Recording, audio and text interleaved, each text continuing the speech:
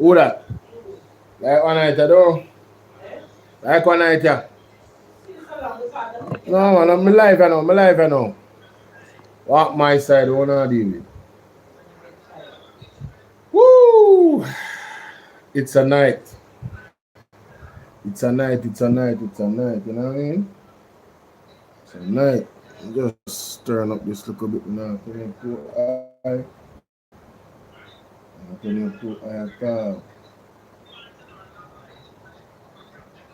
Don't ever believe that a politician is a leader. Ever believe that? Good night, my people. Good night. Because the system that we have produces politicians. It doesn't produce leaders. And so you can have a politician who knows nothing about leadership, and he's leading you. Politicians are concerned about the next election. That's all they're interested in. That's why they cannot be leaders. But leaders are different. Leaders are concerned about the next generation. True. Like up the video, guys. I want you to compare those two thoughts. Justin, what's up? Have a politician come to your house wanting to vie for your vote. Just ask him, what is your vision for my children? I will sit and listen for 20 minutes for you to tell me what it is. Tap up the screen, guys. He will leave your house. Because he has no interest in your children's children. His concern is to stay in power. That's right. To keep the position. That's right. To win the next election. That's right. This is why they cannot lead. When you are going to have a conversation with a politician, you should actually try this as a test. You, by the way, as a citizen of a community, you have a right to be seen by the mayor. I hope you know that. If you voted for a mayor, the mayor works for you. Therefore, you have a right to see him. You can make an appointment to see any public officer you voted for. Did you know that? That's your legal right. If he don't want to see you, you can take him to court. That's democracy. So I want you to make an appointment to go and see your mayor or go and see your governor and just sit and say, I want 30 minutes with you, sir. And ask him about that list right there. And sir, what is your purpose for being in leadership in this city? What is your purpose? The first question will make him very nervous. Second question, what is your passion for our community? He'll be wondering what you're talking about. What are you talking about? I just want to build roads and bridges and provide jobs. No. What is your passion? And this is why we need to question the leaders we have. And so I have a little thought here. I call it politics versus leadership. Let's talk about it for a second. Number one, politicians focus on programs, not vision. Number two, politicians' priority is securing the next election, not securing the next generation. Their focus is different. Number three, politicians are preoccupied with promises, not purpose. What we need is statesmen. Statesmen. We don't need more politicians. A statesman is an interesting human. A statesman think of the next generation. Every agent of the state, every employee of the state, every state agency, every state department, every ministry must treat our citizens with respect. That's right. That they have rights, and the right to life is the most important. That's right. And no one is to be deprived of that right. Nobody. Nobody my side. Nobody.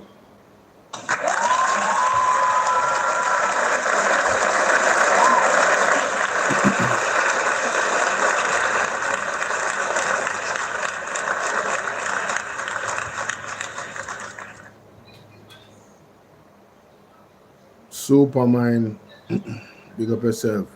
Splash the joy deal. I've had that conversation on here, and most people must realize that it's a land grab, and it's also a way how to deter you from staying here. They want us to leave. They want us to leave the island so they can have it for themselves. So we've had that conversation.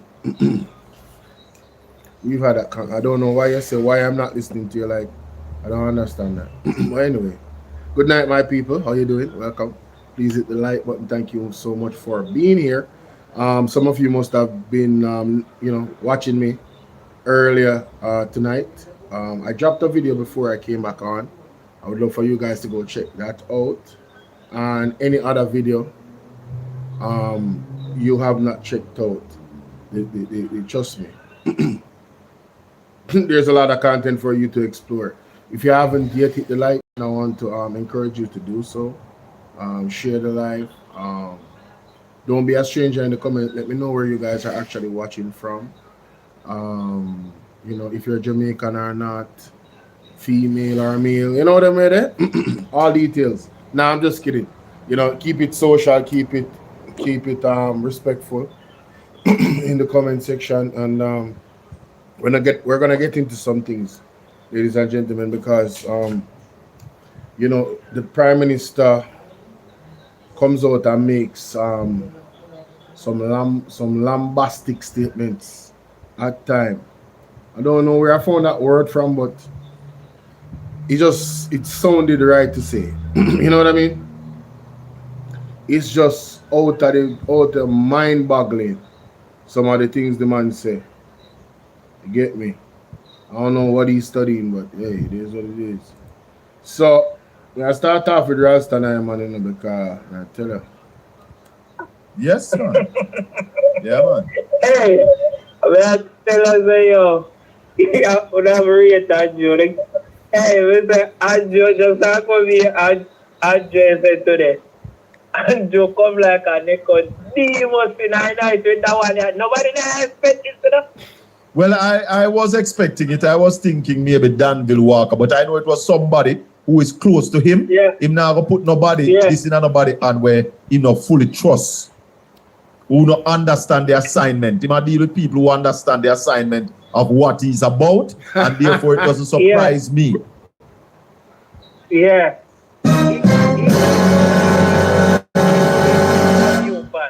No, Colin Bell. What is he about? You see, you only hear Colin Bell say that a while ago. Sir Bell, what is he about, Sir Bell? Tonight is not you seeing the screen. No. Tonight is you watching me react to the videos. Alright? Yeah, man. Colin Bell, what is he about? Because you're just sleeping now and there a while ago. And yeah, we catch that, you know.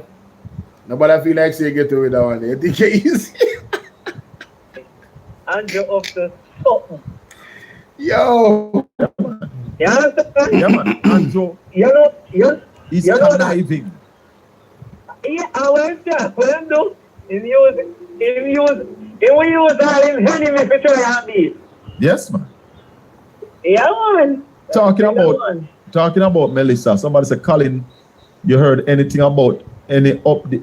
Colin, heard anything about the update death toll from Melissa? I say, you know, realize that the man didn't do even have a day of mourning for the people when they did in Melissa. Ralston there with it. I go add into the thing right away. Raleigh, good evening. Yeah, man, good evening. How are you doing? Boy, we there. You see what the head of Nara, boss? Yeah, man. Surprise? Yeah, it's kind of surprising. But why it's surprising? Because this man is ambassador, you don't expect him to go back for you, right? no, that's the point. Yeah, he was the ambassador to the US, so it's kind of surprising to see him coming back as Nara. But this tells you, Raleigh. Took me by surprise. Yeah. This tells you that he might go for somebody where he have faith in, somebody who know in game, somebody who him and him play the same chess.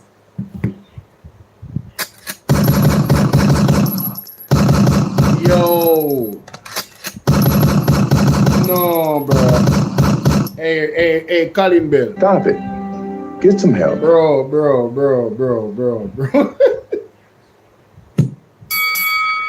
Colin Bell actually be up a cut off Andrew. I'll be, yo, you know what? Let me start everything right way, man. Tonight, we are going to witness the most anticipated match in the history of professional wrestling for the heavyweight championship of the world. Yo, Splash Digit. Yo, the man of Are you ready? Yo, the man of God, boss. Wrestling fans, yo, are you ready? Ready? Ready? for the thousands in attendance and the millions watching around the world. Sir. From the capital city of the United States of America, Washington, D.C., ladies and gentlemen, let's get ready to rumble!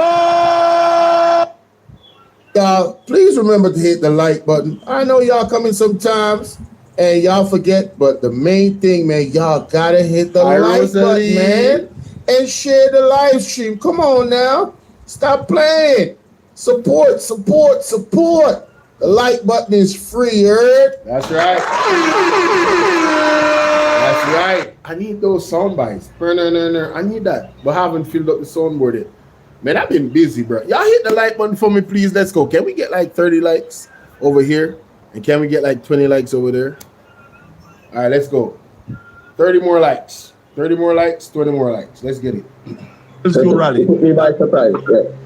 This tell you that I'm going for somebody where my faith in somebody who know in game. Never find the MC no for that. Play the chess game. Very close, yeah, man. Kind of too close, yeah. Me have an MC no for you, no. Thanks for that. That is right, surprising. I put it on right now. Yeah, man. Not looking good. I have a call on the line. Let me just finish up with this call here. Call and finish up now. Go ahead. I'm gone. So, Rally, give us. Go ahead.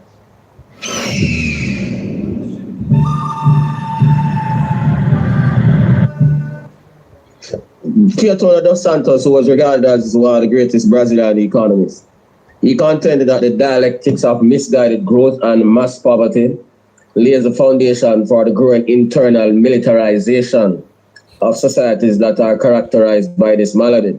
All I must say is that when you have them kind of situation, they're moving towards people in dictatorship, the whole thing get militarized, appear military man of things. And Brazil him have Rocky Mead around him. Yeah, man. Him have this money around him. Military man at Adpem, yeah. The whole thing I get militarized. Yes. Yeah. Dos Santos spoke about those things years ago because Brazil have similar characteristics like Jamaica, you know. Oh. Misguided growth and mass poverty, you know. The favelas in Brazil are the counter to the ghettos in Jamaica, yeah, the counterpart, yeah. Rally, a call out.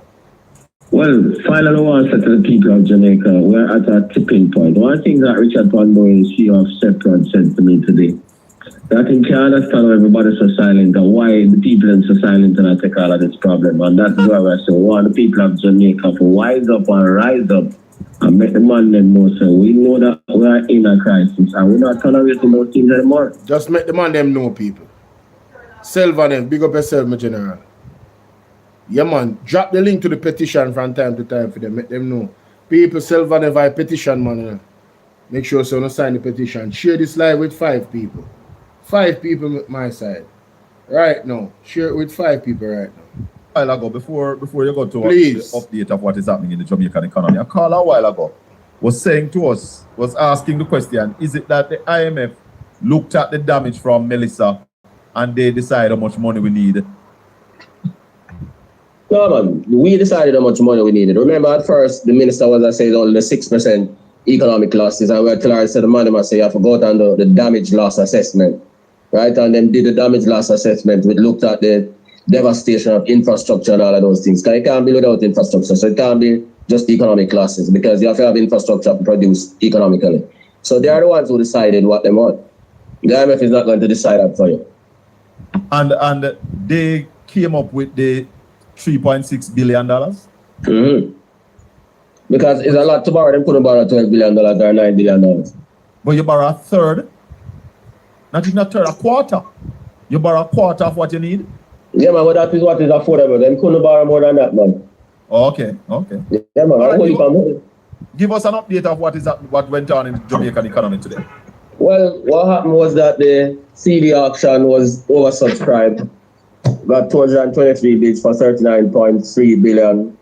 They wanted only 35 billion, so the bank accepted 206 bids valued at the 35 billion that they wanted at an average interest rate of 5.68% per annum. Some people bid as much as 7.45% per annum for $200 million. That was the highest bid. The lowest bid was 5% for over $1 million.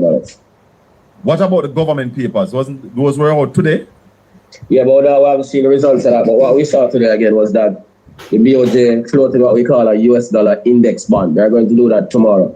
They're offering 51 million US dollars to the market at an exchange rate of $158.80 for 2 years and 10 months. It matures on March 19, 29 at 4.25% per annum. So the money must say, rather than take a US dollars and carry it foreign, we get 3.5 to 3.75% per annum. Leave it with us and we pay 4.25% per annum on it. So they are giving more on the US dollar than the US itself is given? Yeah, man, because they don't want the money for the US. Oh, wow. What do you think about that? Well, you have to do that if you don't produce for earn foreign exchange and if you don't have a strategy to prevent people from taking the money out of the country. So that is part of the strategy to get the people to keep the money in the country. So again, that interest rate? But those are the things that I'm telling you. So those are the band-aids for the lack of production and export earnings. So we're not going for solutions, we're going for band-aids. Because the whole thing about growth and import substitution, export and import substitution, those are the things that we need to do now to earn and save more foreign exchange. But we haven't seen any moves to do that. So these are the substitutes that we are using, mopping up liquidity, both Jamaican and US dollar liquidity. But really, the 4% interest that we are offering, 4.25% per annum. where will I get that from to pay back? That's what I'm saying. This is just like the 5.75% we're paying on CD. Those things are not sustainable things. Those things are just band-aid, yeah? Yeah, we need to move to the next level, which is what we're talking about. Growth. Really, if so you have down the house and you have masking tape, a tape over the chichi and yam down, you never drop down one at a time. Well, of course, eventually. That is what I'm saying. These things have to be a temporary things while you get the thing to rebuild the house. What we're not doing is not doing the rebuilding. Yeah, well, they're telling you that they named somebody for Nara now. That is part of the rebuilding process, but we are moving way too slow on the rebuilding process. So these things are just tinkering without getting down to the real situation. How much they put on gas today? Oh, well, we never check that. Well, check that shop. Hey, boy. We have Ralston Hyman on the line. Let's go to the call. Caller, good evening. Yeah, Jamaica. Me know says to some people this information about the economic side, not so engaging, but me need them to pay attention. You understand? Because Ralston Hyman said this from last year. No? The man said the government needs to ramp it up. Ramp it up. Start moving quickly to get the economy back moving, brother. The longer they stay still, I harder it go if you move. It's like you're stuck in a sinking sand and then you try to move. You understand? That's what the man been said. The man been said that from last year, bro. And see it now. If you go all right. Them did have some building material that them get for free. You see, now the building material them cost more than 7 months ago, 6 months ago. You know? So the money where them get from that time, it depreciates, you know. Right now, what the $6 billion can buy December, it can't buy it now. You're gonna get less things. Big up yourself. Less things you're gonna get enough. You feel what I deal with? I tell you. And Ralston. Yeah, but the man now listen. Yes. You know, so everything that is happening is by design, right? Well, I think so too. Yeah. Yeah, because here we go on. I always say this. If you want to depress a society, then you kill education. I always say that. Yes. Now, the speech that the Prime Minister gave, I think it was yesterday when he done St. Elizabeth Day. Monday. If the strategy. Monday. The one that they were strategic. Yes. Yes,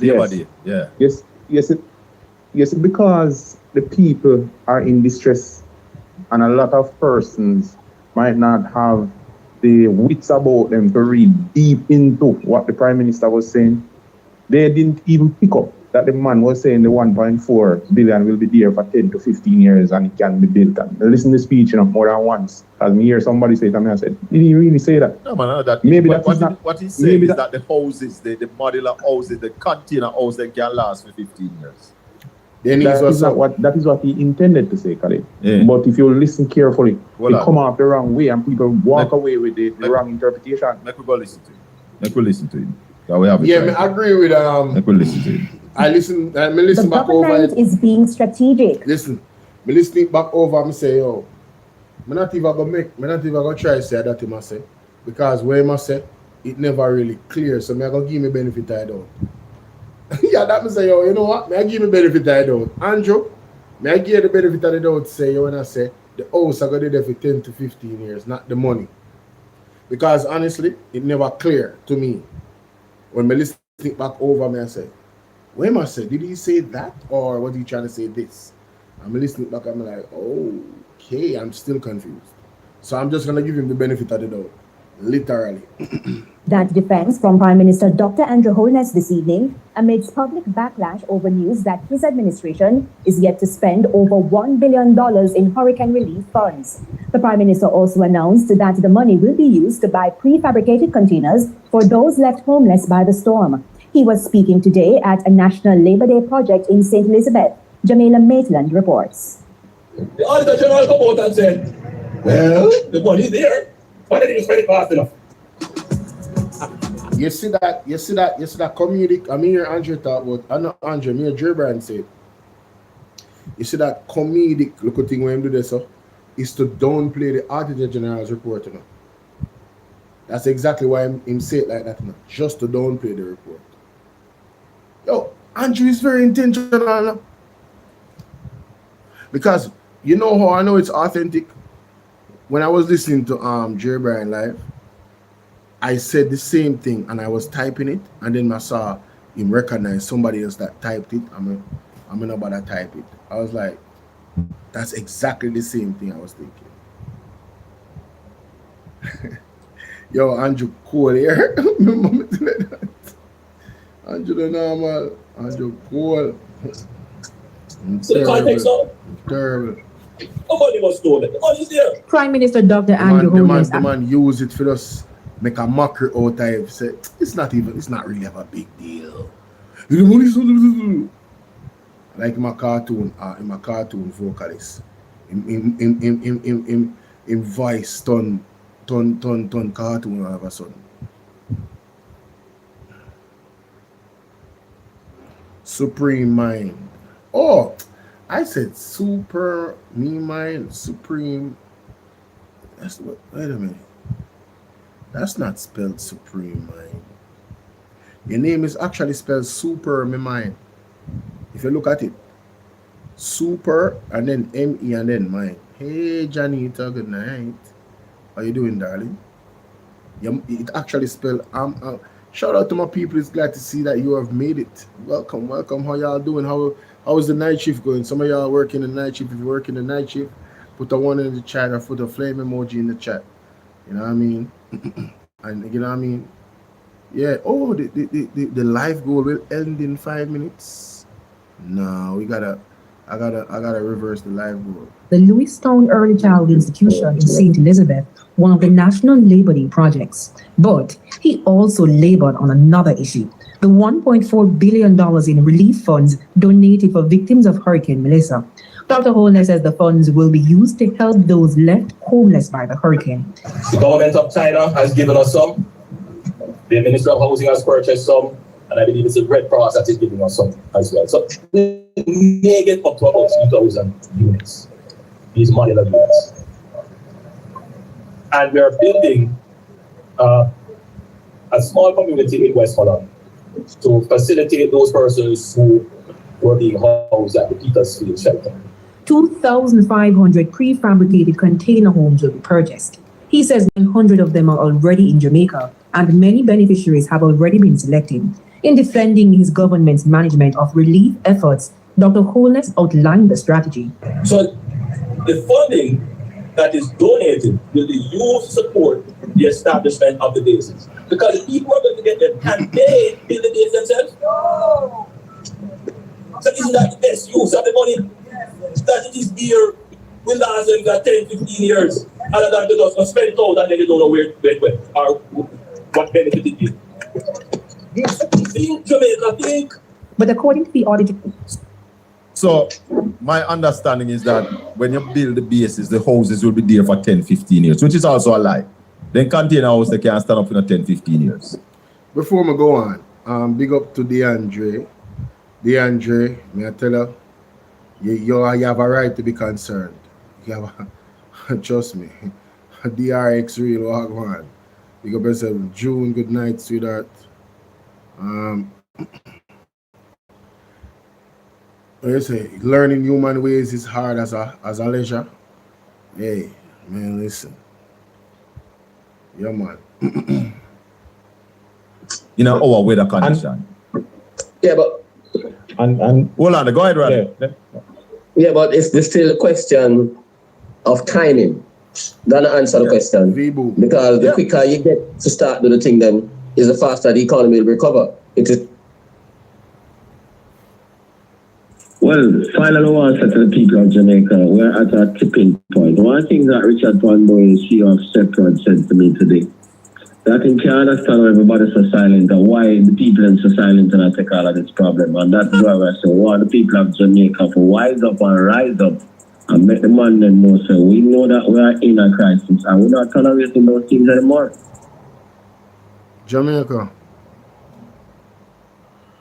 you see, what this government is doing in terms of PR, you should not accept, and let me tell you why. What outlines their failure is timing, not efficiently and effectively helping the people in a timely manner. Why is that? 4 days from now, it's the hurricane season again. You know? We don't know what's going to happen. And those people are still homeless. Listen, why do you think Mark Golding said to the man them, we are going to need to come together? He literally, never find it. Mark Golding literally came the first press conference after Hurricane Melissa for the People's National Party. I think it was like November 3rd or something like that. If I'm not mistaken. And he came out and he said, listen, we're going to need everybody on board. This thing is like, we're going to need everybody. Everybody needs to be at the table. We have to move forward on a united front. That was the first press conference after the storm, ladies and gentlemen.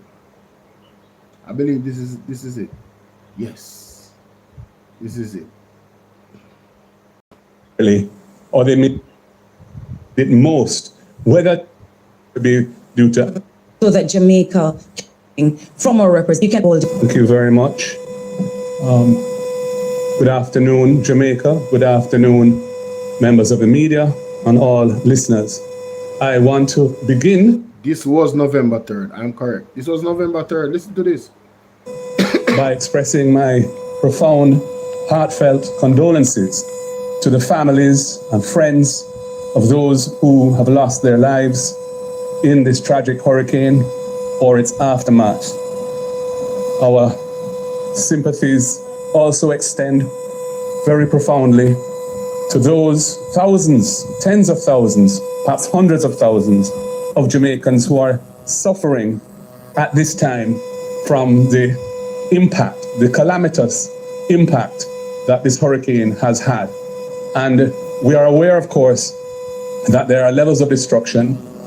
There's a large ground zero, as it's called, which is really the areas of Jamaica that were in the swathe of the hurricane when the eye hit in eastern Westmoreland, stretching into St. Elizabeth, stretching into the more westerly parts of Westmoreland as well, and then moving north into South St. James, parts of Hanover, and of course, Trelawney and even St. Anne.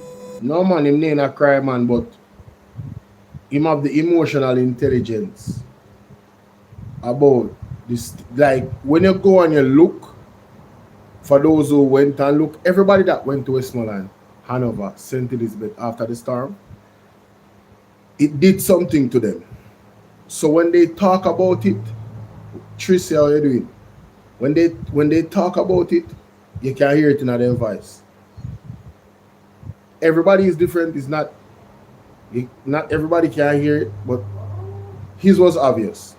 It's going to Westmoreland that he was like, man, I don't even want to say the wrong things. You know, thinking about processing all of the people that is suffering, that he saw suffering in Westmoreland, Hanover, St. James, and St. Elizabeth, and all the other places he might have gone. But you know, those were the big places, like, you know what I mean? It was devastating, man. Tricia, I'm good enough. How you doing? It was devastating. Devastating. You understand? Trust me. The rest of Jamaica has also suffered damage, some of it before the hit of the hurricane. And so we can't leave them out, because there are communities all over the island where people are in a very difficult situation, whether it be due to no access with roads being blocked or breakaways, landslides, and so on. Our hearts go out to all who are in this dire predicament now. Now, I would say that this hurricane and its aftermath represent an existential threat to our society as we know it. People in life-threatening situations of isolation and deprivation mean that unless relief can reach them promptly, and unless the necessary assistance can be found and distributed in an equitable and transparent manner to help them rebuild their lives, Jamaica is going to be facing very difficult times. And I think that point is not lost on anyone who is familiar with what is going on as I speak. Tafari. In this context, we all need to put... Tafari said, I'm just a come from Westmoreland, and it's still devastating, and it's 6 months after. You know, me here, after I pressed that, you know, video I believe she put out, she has said, yo, she come to Jamaica and Westmoreland still, it come like a storm just look down there. So can you Felicia feel what's up, baby? Can you imagine how it was really? Can you imagine how Westmoreland and them places was in terms of devastation after Hurricane Melissa? For it to still have that feel and that look of destruction. Imagine elderly, children living on a tarpaulin. Do you guys know what a tarpaulin is? Bro, a tarpaulin cannot even like hold water. A tarpaulin, you're under that, you have to get wet. It's gonna eventually leak. It's like a tarpaulin is like a very well thin crocus bag that's well knitted together. It's not the big types, it's fine types. But at some point, the water is going to start drip through if you're under it. You see, it just reach inside and go on the live and listen. It's scary. Hey, Bridget, there's a lot of things that's scary in Jamaica right now. Alethea, good night. What's up? Good to see you. Together in unity to get Jamaica through this terrible disaster. This is a time to join hands and hearts, not just in words, but in deeds, so that the whole nation can feel part of responding positively to this devastating situation and the solutions that will help us to pull ourselves out of it. The opposition must not at this time be seeking to score political points as a political competitor of the government. This is not the time for the opposition to adopt that posture. And we are indeed trying our very best to operate in the spirit of that. Jamaica, do you believe that Andrew Holness would have done the same, or do you think that he would have went for the jugular? What do you believe? You think Andrew would have given the PNP government that level of grace? Tell me what you think, because I don't think so. I don't think so. I think Andrew had done them. Especially he wouldn't give them so much time. That's what I believe. He wouldn't give them so much time. You know what I mean? Let me see what I'm going to say. On the other hand, we must. Hey, Cynthia, be a thing you're going with, you know? I can't, if me did at some people that send me some credit on my phone or something. Me not at all. If me did at 1,000 somebody would have done on live right now if me did at. Me not at. But that's alright. You know them way there? Andrew, girls them bubble gum. Andrew. And my girls them bubble gum. Me not. Point out where there are areas of need and what we see as the priorities in relation to those needs, where we see weaknesses in the response mechanisms that need strengthening or correcting, and we must provide where we can constructive, well-intentioned suggestions to help navigate the country through this disaster. That's right. We must also demand transparency and fairness in the distribution of all relief. The relief must get to those who need it, prioritizing those who need it most, whether they be of whatever political color or whatever demographic group they may belong to. They are all Jamaicans, and they are to be treated equally in this time without any form of discrimination or tribal politics coming into it. And we want to stand for that. There can be no place for partisanship or profiteering by political insiders or others connected to them at a time like this. It requires good governance, inclusive governance, authentic communication, and everyone working together. I now move to some of the things that I wish to propose. Listen to this. In this regard. Listen to this.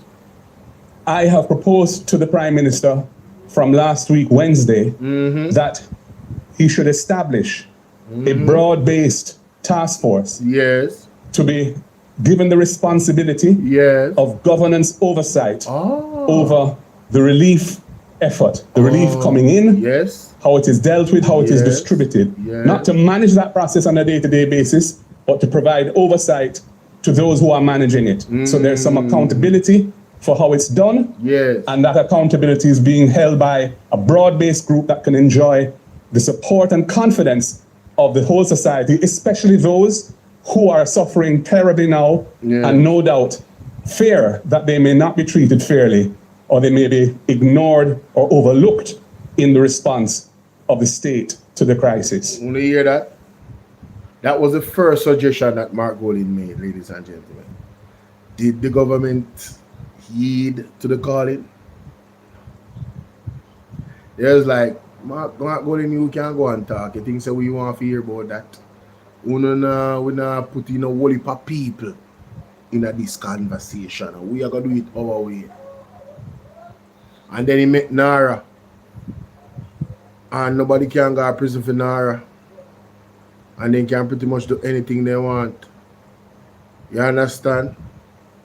Yeah, legally can you understand? Yeah, them license for thief. License for thief, we call Nara, you know. Anyway, Jamaica, good night. Good morning, good afternoon, good day. What else? Yeah, man. Blessings. Blessings and abundance. Whole heap of respect. You know, something come across my table a while ago. We dropped 4 hours ago. And you know, a night now, so. But I know a lot of people not covering this. But I going to cover it. I'm glad me catch it, so I not left it. Alright? I want you guys to observe the next sound bite that I'm going to play right now, okay? Before we continue, alright? Yes, man. Hey, y'all. remember to hit the like button. I know y'all come in sometimes and y'all forget, but the main thing, man, y'all gotta hit the like button, man, and share the live stream. Come on now, stop playing. Support, support, support. The like button is free, heard?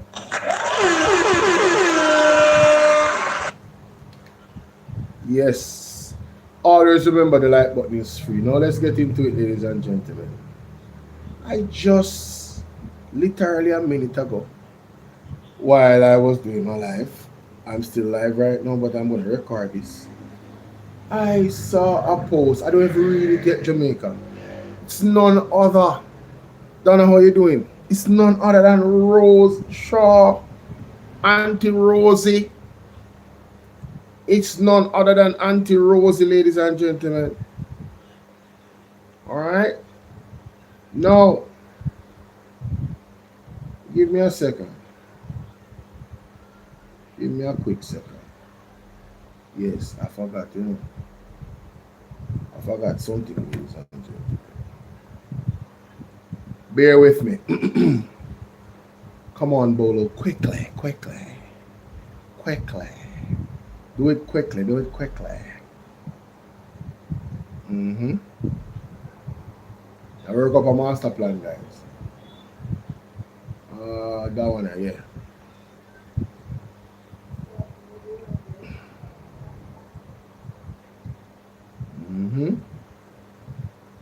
Can it? Okay, cool. All right, wonderful. Apply. Okay. Got this right there, so. All the power working, and then you can set this. All the power on.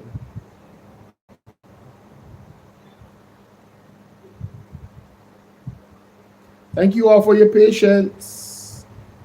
God bless you. Thank you for your grace. Are you guys at work? On the day now on the bed. Work or bed? Which one? The only two things can happen. Work, bed, or road. That means you're outside. But why would you be outside and watching a live stream?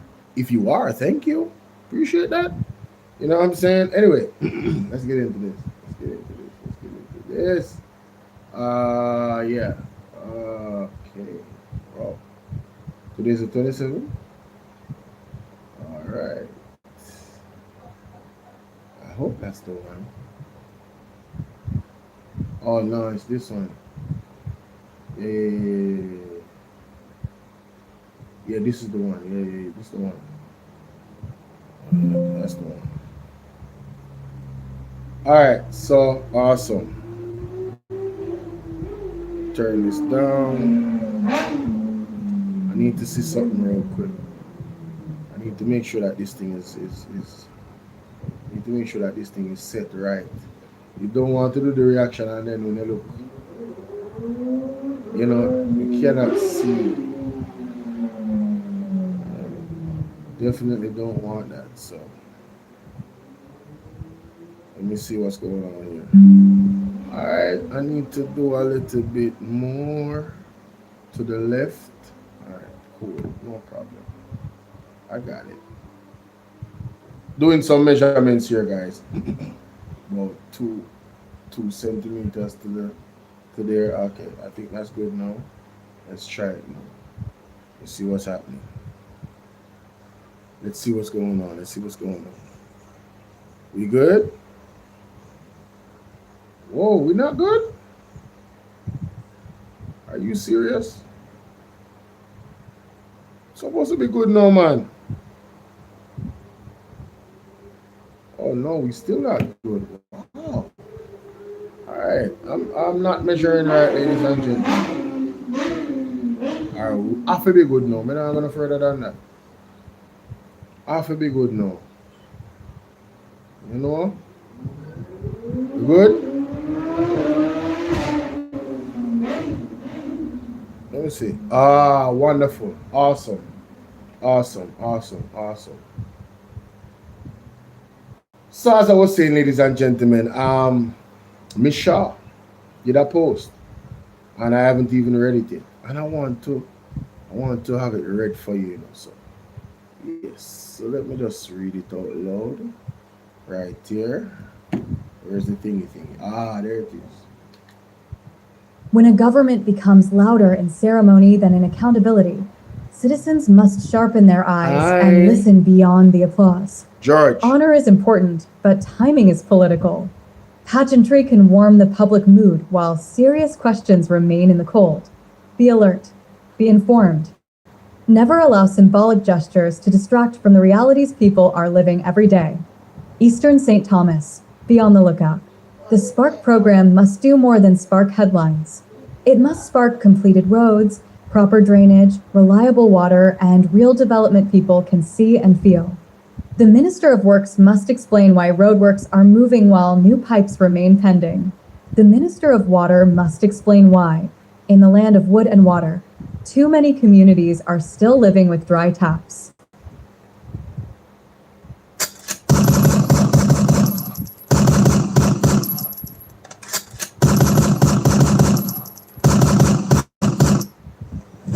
Emotional damage. Embarrassing. He needs some milk. And daddy. No, man. Auntie Rosie come out with the gauntlet. Ladies and gentlemen, this is Miss Rose Shaw's post for YouTube, you know, Eastern St. Thomas. You know. Never play it again. I want to hear what she has said. Let me play it from the jump. Hold on. Let me play it from the jump, yeah, man. Let me play it from the jump. Taps. Where's the coordination? When a government becomes louder in ceremony than in accountability, citizens must sharpen their eyes and listen beyond the applause. Honor is important, but timing is political. Pageantry can warm the public mood while serious questions remain in the cold. Be alert. Be informed. Never allow symbolic gestures to distract from the realities people are living every day. St. Thomas. Be on the lookout. The Spark program must do more than spark headlines. It must spark completed roads, proper drainage, reliable water, and real development people can see and feel. The Minister of Works must explain why roadworks are moving while new pipes remain pending. The Minister of Works must explain why. Oh man, I got one of my day ones in the building. What's up, Fake Keeper? Happy belated birthday to you, sweetheart. Hope you're doing well. You know this is my third channel, right? Like I'm actually live on my other channels too. So you should come over to Bolo VNR 2.0. Okay, sweetheart? Yes. Let's continue, ladies and gentlemen. That's one of my day ones, man. In the land of wood and water, too many communities are still living with dry taps. Where's the coordination? Where's the Eastern St. Thomas? Be on the lookout. The Spark program must do more than spark headlines. It must spark completed roads, proper drainage, reliable water, and real development people can see and feel. The Minister of Works must explain why roadworks are moving while new pipes remain pending. The Minister of Water must explain why, in the land of wood and water, too many communities are still living with dry taps. Where's the coordination? Where's the urgency? Where's the evidence of progress? And where are the agencies? Too many appear to be acting like astronauts, taking up space while citizens wait on service, answers, and action. We must not confuse movement with progress or ceremony. No.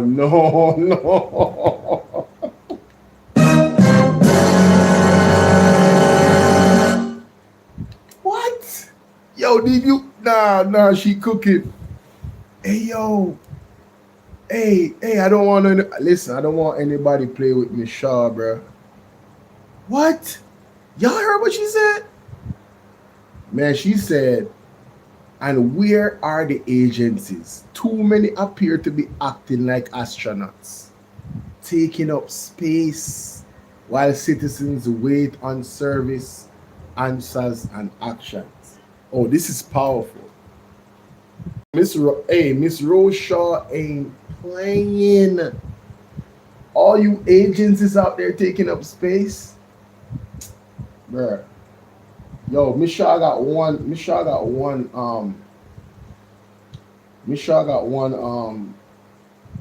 message for you. Wait a minute. Interesting. Michelle got one. She got one actual message for you. What can go so? What I can't understand why the opposition MP spokesperson outlined government shortcomings and do not demand resignation of the responsible officials. Michael, where have you been? You just start follow the politics? Do you know that Mark Golding has called for Andrew Holness to resign? Do you know that Mark Golding and the People's National Party has called several times for Christopher Tufton's resignation? Where have you been? Where you did there? You not follow politics, brother. Several times the man then called for their resignation. Where have you been? Them there are two key smarty. As a matter of fact, the opposition has called for the Speaker of the House to excuse herself as Speaker of the House. Where have you been? Yo, you have to make better comments than that, bro. Come on, man. Gotta be kidding me. Yo, let's continue. That vibes comment in the way. You know what you are going. Ceremonies with you know what you are going. the Minister of Works must explain why roadworks are moving while new pipes remain pending. The Minister of Water must explain why, in the land of wood and water, too many communities are still living with dry taps. Where's the coordination? Where's the urgency? Where's the evidence of progress? And where are the agencies? Too many appear acting like astronauts, taking up space while citizens wait on service, answers, and action. We must not confuse movement with progress or ceremonies with delivery. Morampe Urban is a perfect example. Where's the evidence of sustained economic growth? Where are the businesses? Where are the opportunities? Is KFC the only visible sign of occupancy? As your representative. She went there though. She went there. Is KFC the only visible sign of occupancy? Yo, do you know that the first thing that got fixed or that stood in St. Elizabeth was a KFC? KFC has been operational since the hurricane hit. Shortly after the hurricane hit, they've been operational. That building did not get a scratch. It's almost like the storm said, hey, yo, chill. I got you. I'm only going for the, you know what I'm saying? I got you. All right? Yo, I'm telling you, man, it's crazy. It's crazy. But let's continue. She said, where are the opportunities? Where are the businesses? Right? Where's the evidence of sustained economic growth? Oh yeah, you did tell me about KFC. Yeah, she definitely hit the juggler on that one, Tafari. That's a fact. Ain't no jokes, bro. That's a fact, fam. Representative, I believe the true measure of progress is not who cuts the ribbon, who mounts the platform, or who controls the photo opportunity. The true measure of progress is when water runs in people's pipes, roads are completed properly, businesses are open and thriving, communities are served with urgency, and citizens can feel development in their homes, streets, and pockets. Progress must be lived, not staged.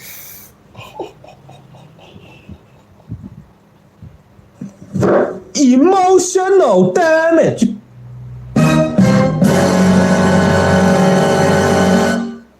I'm dead. Yo, Bridget.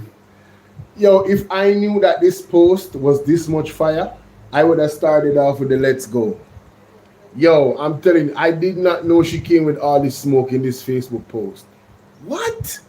Progress is lived. Must be lived, not staged.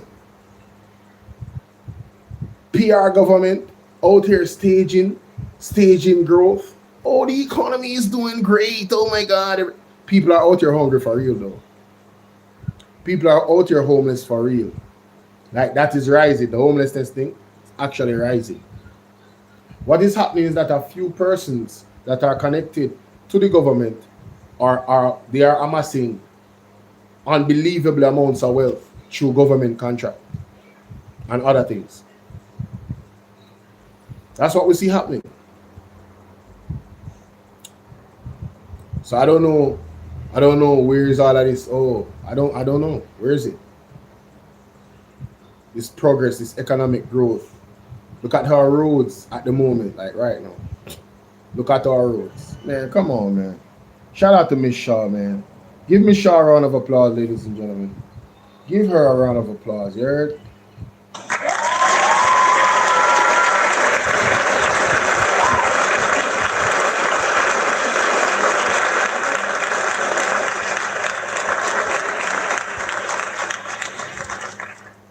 And whoever is managing her posts, excellent. They're definitely putting, they're representing her very well with her social media post. Real talk. Salute to her on that, you know what I'm saying? Miss Shaw in the building. Let me save this photo. I'm gonna need this photo for the thumbnail. Let me save this photo. Y'all remember to hit the like button and share the live stream, all right? Don't be stingy with the like button. Hey, and if you're a real one, hey, listen, the super chat is open. You know what I'm saying? The Cash App is open. You want the Zelle, whatever, it's there. Now, you know, this is really a good time to continue on this reaction with some of the suggestions that Mark Golding had made, the opposition leader, you know, right after the hurricane, that I think the government would have been wise in listening to. But you know, hey, let's raise that up back. Let's go.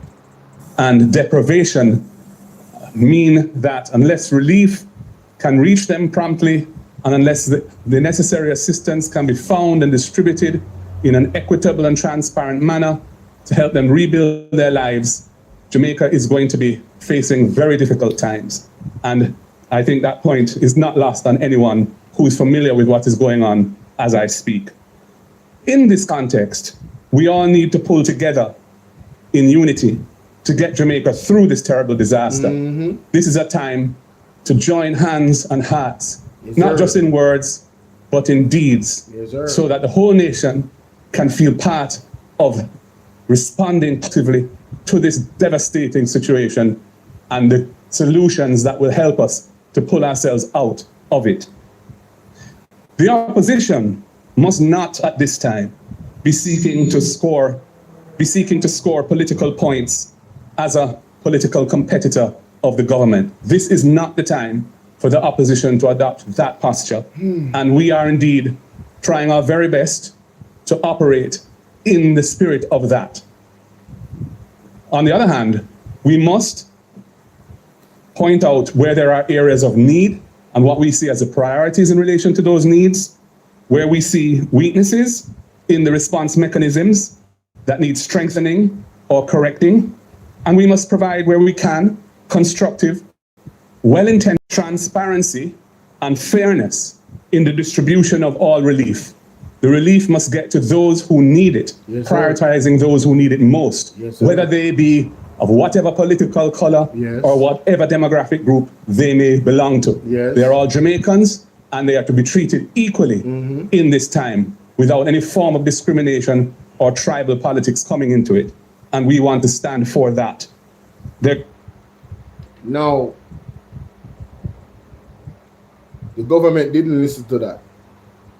And it's easy to tell that they didn't listen because there's a lot of people coming out complaining about that same thing to their MPs. Since last year, by the way, you know, Andrew Holness came out and dismissed it by saying that, you know, labor rights are complaining about the same thing.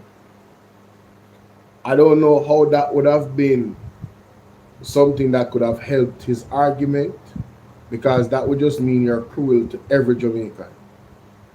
Because the PMP is saying that they're not seeing the help because they're being victimized because they didn't vote for Andrew. Imagine an entire parish, 2 parishes has that sentiment, Hanover and Westmoreland.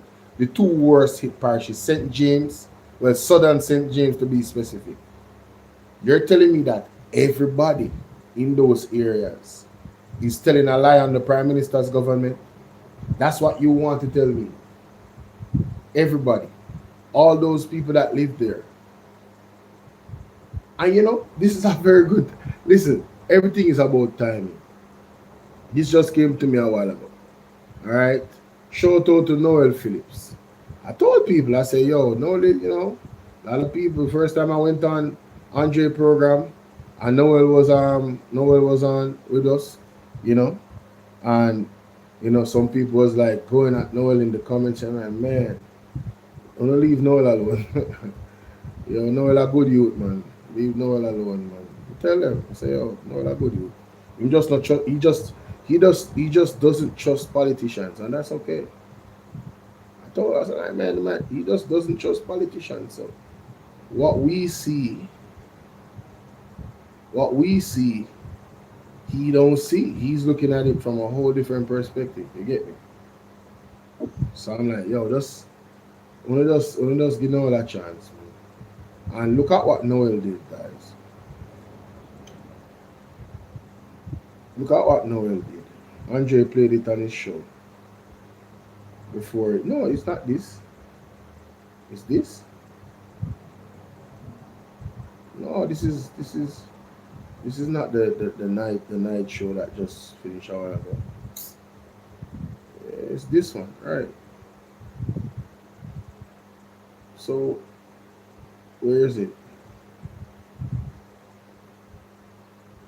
I'm gonna pause the reaction. Why? I thought I was ready, but I'm not. I thought I was ready. I thought I could just, you know what I'm saying? I thought I was ready, y'all. I thought I was ready. Hold up. Oh yeah, this is the one because yeah, he's in the attire. He played it before he came off. So where is it?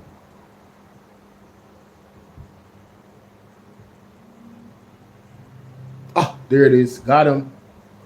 Got him. This video right here, perfect for this moment. Got him. Got him. And this shows you, like, man, it's tough, bro. Oh boy, it's really tough. It's really tough. Holness, man, you something else, bro. Yeah, ladies and gentlemen, I found it. This is the video that Andre played tonight. Check this out. Production on Noel Phillips. The full thing coming out tomorrow. Check this out. It tonight. What kind of help you need? What you want to do? Me just want somewhere to go and get. Me have a place can put a building. People lost a lot. People lost their lives. A lot more lives were lost after the hurricane because of the government's negligence. Jamaica has gone through what I can call one of its worst periods. The entire Jamaica has felt the brunt of Melissa. What's it up right there?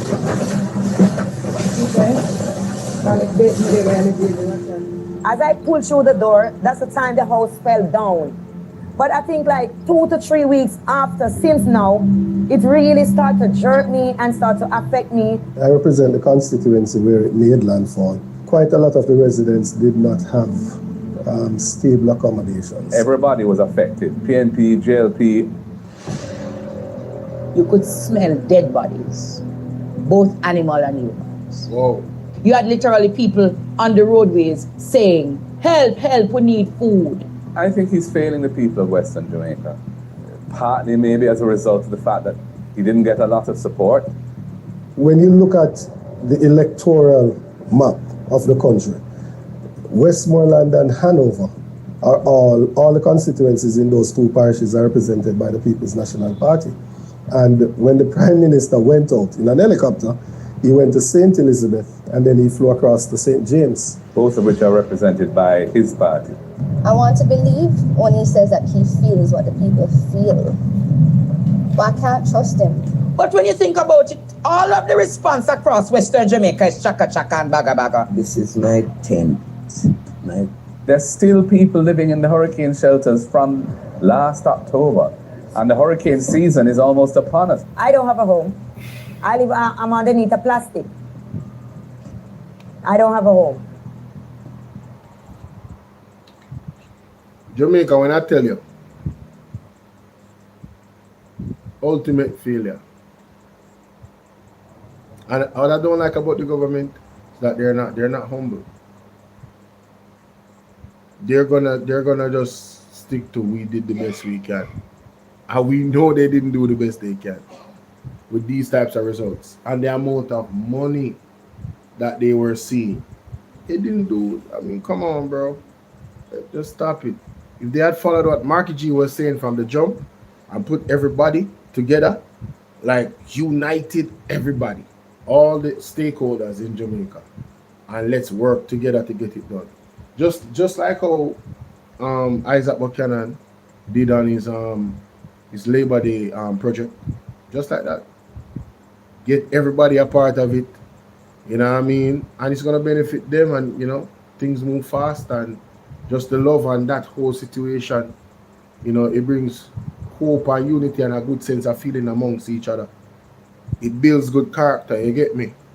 But the government just wants to do things their way, and you know, that's their dictatorial mindset, you get me? So it is what it is. Let's continue.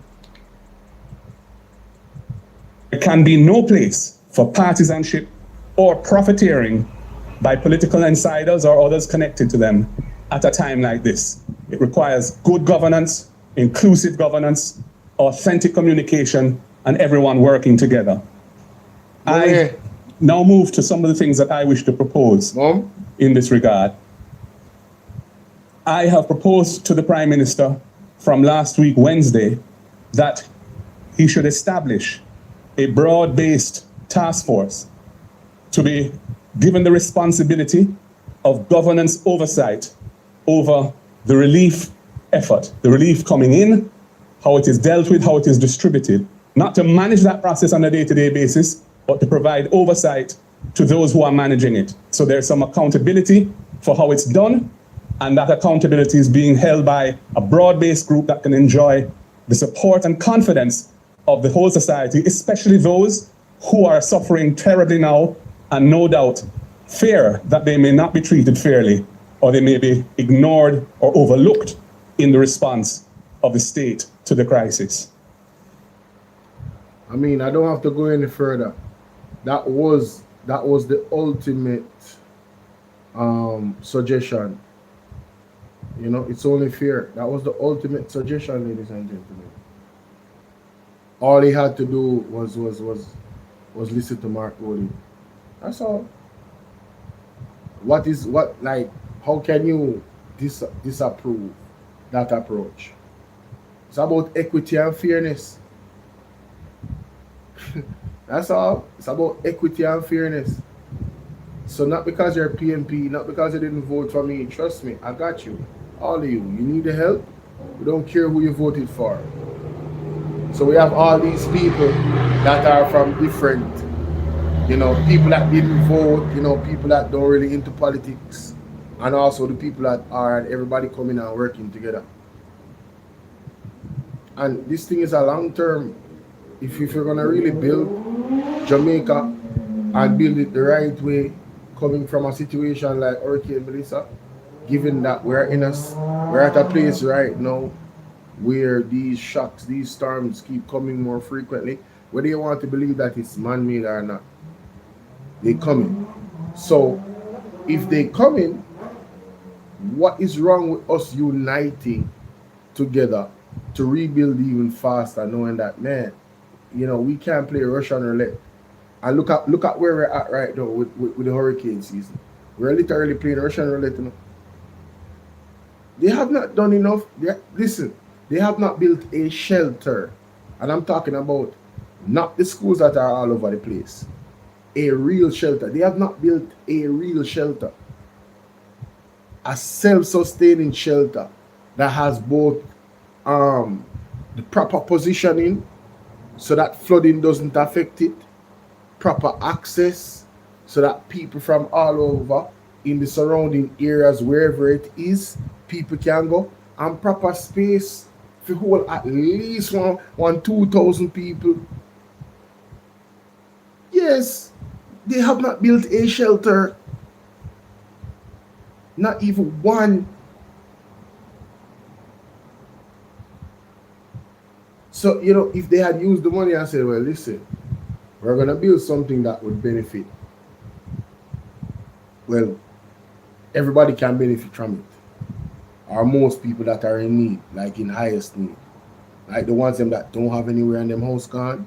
So we're going to build this. Boom. And we're going to fast track that because they could have done it. They had the money to do it. They have the money to do it. They could have done that. Now we're in June, almost.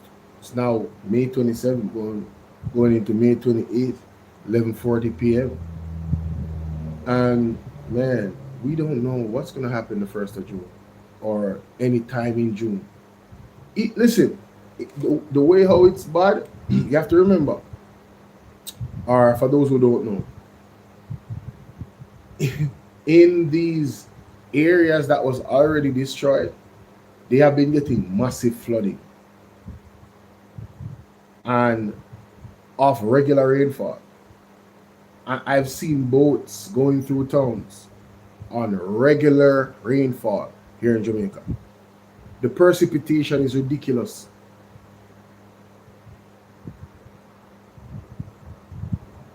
A lot of water coming out the clouds, right? People, farms being destroyed, all that, bro. All type of stuff, bro. So you imagine the regular weather is like that, and it's not hurricane season. And then, I don't know if you all paid attention. I'm just going to wrap this up in 3 minutes. I don't know if you all paid attention. Well, this particular reaction, not the whole life. I don't know if you all paid attention, but there is something called a supernemia that the meteorologist was talking about. I did a video and put it out on my channel. I don't know if you watched it, but y'all should go check it out. Something called a supernemia. And basically they're saying the oceans are heating up, like real hot. And so I'm saying, what's going to happen in this? It's hotter than usual. It's causing drought. It can cause more drought. I'm saying, what's going to happen with that though? They're saying that the hurricane could feed off it, or it could prevent hurricane from coming. I don't know what's going to happen, but if a hurricane comes, even a tropical storm, it's over with. With the way how the oceans are heating up, they're saying, I'm telling you, we're going to have monster hurricanes, bro. If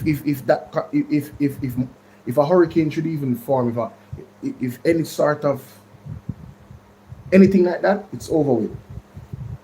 It's over with. So, and I'm not trying to create panic. That's what they said. They're like, yo, we are hoping. They're saying we are hoping that it doesn't do that. We are hoping that no hurricane comes.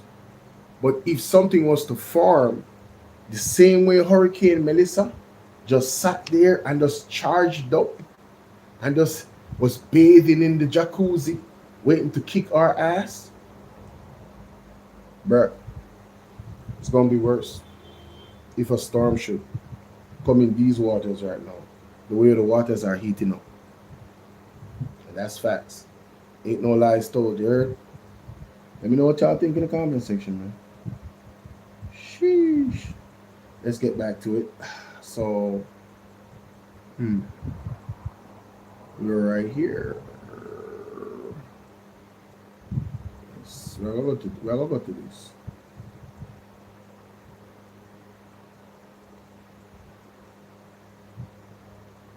this.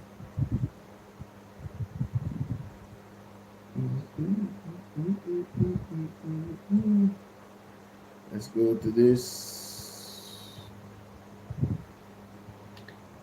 Oh, you guys couldn't hear me? Oh man, I'm sorry, y'all. Hey, let's continue. Oh, Alfred draws Daz, you know, I said Daz. What is from Jamaica? Alfred Daz, drill them. Drill We're them. still reeling from the revelation that there's $1.4 billion of donor aid barely spent. And now we are being informed that there is $770 million unspent, earmarked for the most vulnerable in our society. Of the $1 billion, only $230 million in approved payments so far. Correct. So we are at 23% of the funds. How long has this been programming going on? June 2025. And so we still have 75% of the funds unspent. And we are just at only about 63% of the of the applicants being selected for disbursement. What's the plan for spending the rest of the money with the, you know, we're at about a year out now, and only 63% of applicants have got money. You still have the bulk of the money there sitting, while the truth is that, you know, we have many of our constituents calling us night and day asking when are they going to get their grants. Okay, so we're at the end of a financial year, so the monies would have been returned. Monies unspent would have been returned for debt reduction. Yo, listen. Big up Andre Stevens. Jamaica. Me have to do one TikTok video. No, for true. For true. No, Andre Stevens, listen. You don't know Mr. Listen, I was listening to Andre and I said, Andre was blasting the government about that. And I said, I didn't catch that. I didn't catch it. He was saying it, but I wasn't listening, hearing when she was saying it. So I missed it. Even when I did my reaction, I have a reaction to this same video, you know, and I missed it. I totally missed it. I'm gonna tell you the truth. I'm gonna be honest, you know. Hey, I'm going to tell you the truth. I missed it, Jamaica. But I was here listening now, I'm waiting to hear it for myself now. I'm like, yo, she really said that. She really said that. Oh my God. She actually said that, bro. She actually said that. What is going on, man? No, them people are serious.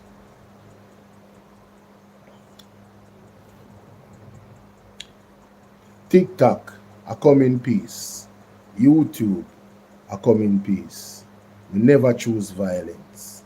But here we go on. More want to stick with that video. Here's some method to the madness.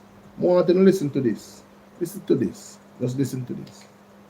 Many of our constituents calling us night and day asking when are they going to get their grants.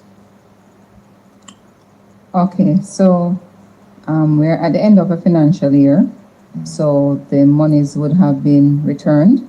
Monies unspent would have been returned for debt reduction. Monies unspent would have been returned for debt reduction. Monies unspent would have been returned for debt reduction. Ladies and gentlemen, Dr. Dawes speaking at the PAC meeting, Public Accounts Committee, and the lady said the money that would have been spent.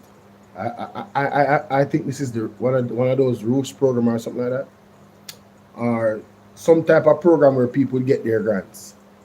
The money would have been spent for debt reduction because the budget year ended, the money was not spent, and then it's sent back to the consolidated fund, and then it would be spent for debt reduction.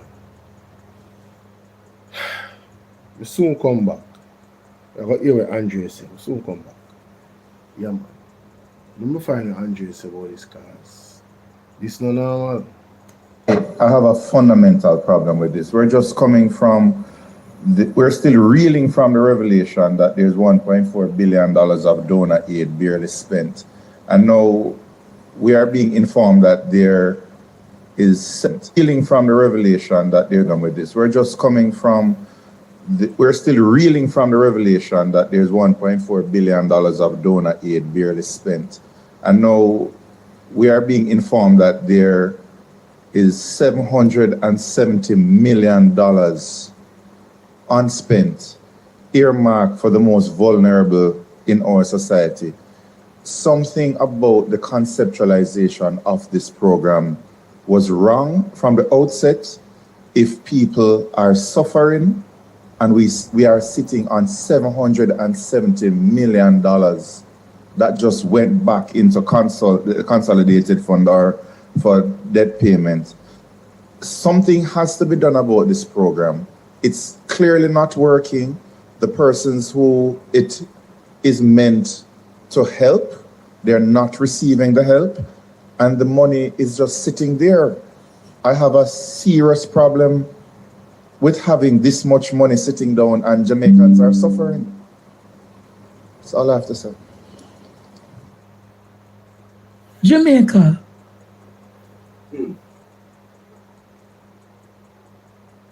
I don't think you're gonna hear what I heard. We didn't. Because if you heard what I heard, Quentin, you would have cussed up some BBC tonight. Or some ABC, I call 5A and say 5A, come here. Come here, 5A. 5A, come here. Come to the front of the class. What? 5A. Did you heard what the permanent secretary said, Jamaica? The 770 million gone back, return, and it is being used for debt reduction. No, sir, debt reduction. Me not think gonna hear what the permanent secretary say, you know? Only hear when the permanent secretary say the money go back because the financial year new and it turned to debt reduction. Echo Shatai. No, only never hear what it say. What you say, the 770 million. I'm going to play it again. Ishmael, when you hear debt reduction, you stop it. Play it again, Ishmael, make they hear. We're still reeling from the revelation that they're out and tell me what if you go use for Oric. That means the money can't use again. And when it goes back, it goes into a particular fund. And that fund, so that means the money can't use again. So the government take the poor people their money. What if you go use for Hurricane Melissa and put it towards debt reduction? And that means here, Jamaica, the government have to now come out and tell me and you, them have this 770 million and it never go towards debt reduction. The technocrat in the ministry confirm. Jamaica, we come in a peace as me telling you, you know. Yeah, so I just want to ask you guys.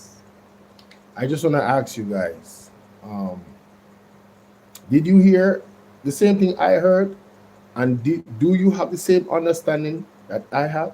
That Andre just said? The 770 million gone in the consolidated fund is now for debt reduction. And does that mean, I'm thinking that means the 770 million will not be given back for this financial year. That's what I'm hearing.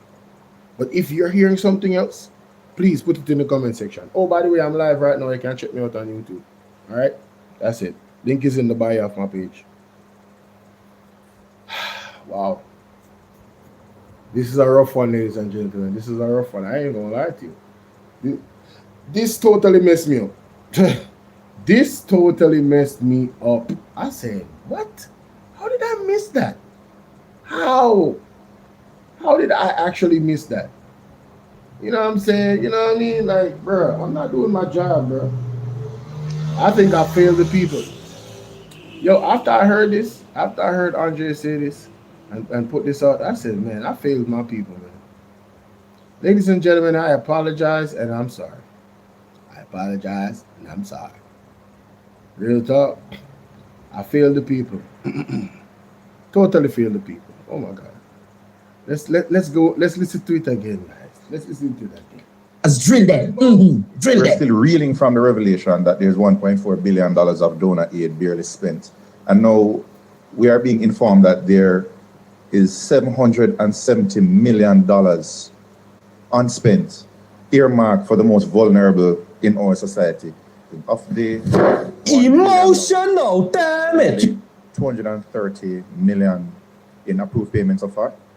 Correct. So we are at 23% of the funds. How long has this been programming going on? June 2025.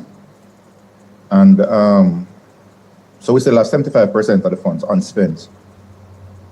And we are just at only about 63% of the beneficiary, of the applicants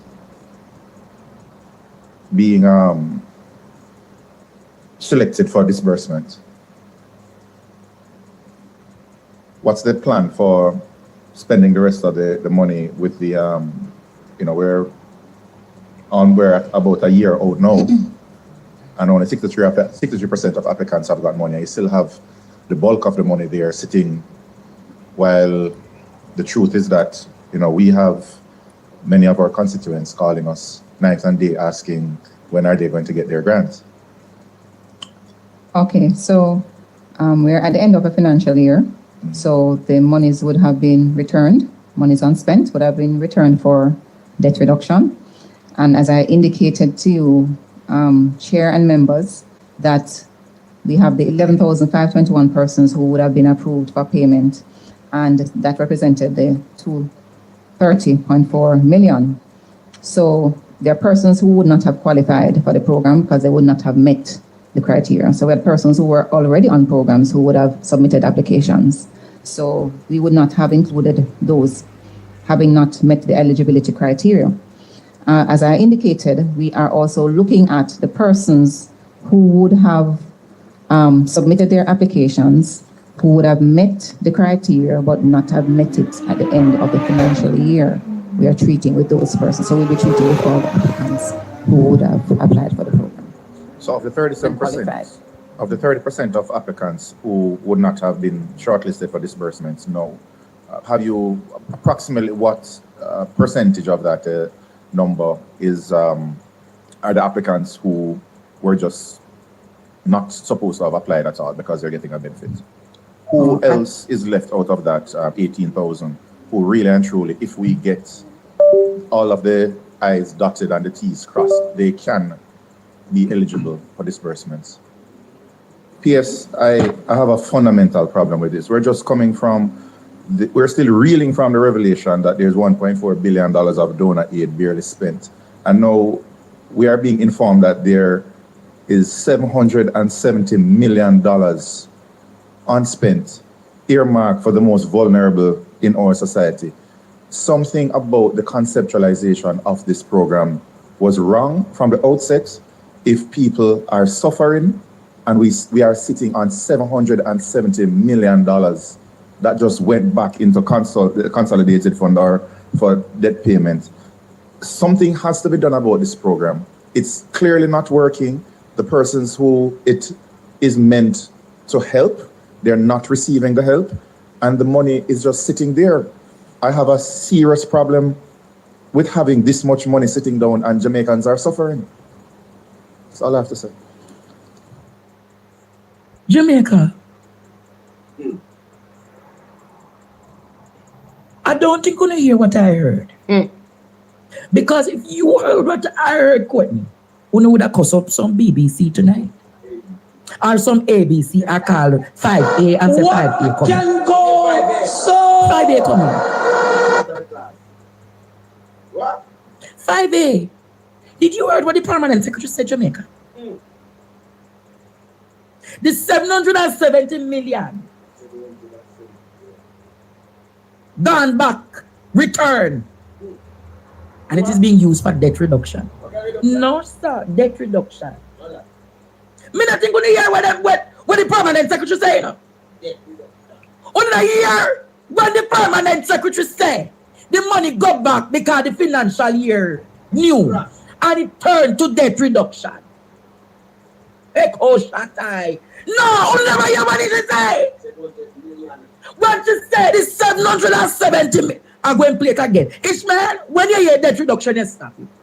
Play it again, Ishmael, make that year, man. We're still reeling from the revelation that there's $1.4 billion of donor aid barely spent.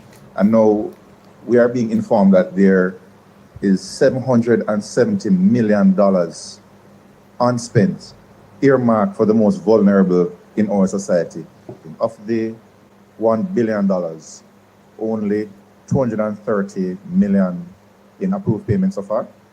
Right. So we are at 23% of the funds. How long has this been programming going on? June 2025. And so we still have 75% of the funds unspent. 1 nil. And big up. We are just at only about 63% of the beneficiary of the applicants being selected for disbursement. What's the plan for spending the rest of the money with the we're about a year out now, and only 63% of applicants have got money. You still have the bulk of the money there sitting, while the truth is that we have many of our constituents calling us night and day asking when are they going to get their grant. Okay, so we're at the end of a financial year, so the monies would have been returned, monies unspent would have been returned for debt reduction. And as Jamaica, you heard how, well, for those that are watching on Bolo TV, did you see how she scratched her eyebrow and said that a while ago? It will be set back for, debt reduction. And she looked down and it's almost like it was a nervous, like, you know what I'm saying? She knew it was awkward to say that. But she had to say it because it's the truth. I would love to know where this money, if we're going to get back the 770 million. I don't know how government works, so I'm asking. So because it wasn't used up and it gone to debt reduction, that means we don't see the money again. Is that what that means, or what does it mean? I'm genuinely asking this question. And I think you guys should too. I think we all deserve to know, right? Yeah, so ask the question and press them and hopefully we get an answer. Let's continue. The monies, we're at the end of the financial year, and those monies that have not been spent would have been used on debt reduction. You know what debt reduction means? You see all of them debts with the country of Jamaica over the years, the IMF, the this, the that, the way, the money, no? And that mean, the money gone towards paying Jamaica's debt. So the poor people, they must forget the 700 odd million, the money gone into debt reduction. Mighty God. What a wicked government. What a wicked government. What can go so? I genuinely don't want to believe that's what it ultimately is. I really don't. No, I don't want to believe that. I really hope that's not true. Listen, I cannot lie to you right now. I genuinely hope that that's not true. Genuinely hope that this is not a new law of the government of Jamaica. Genuinely. This Jamaica Labour Party government, I hope that this is not a new law of them. They have some low moments, but this would be a new law. Real talk. Real talk.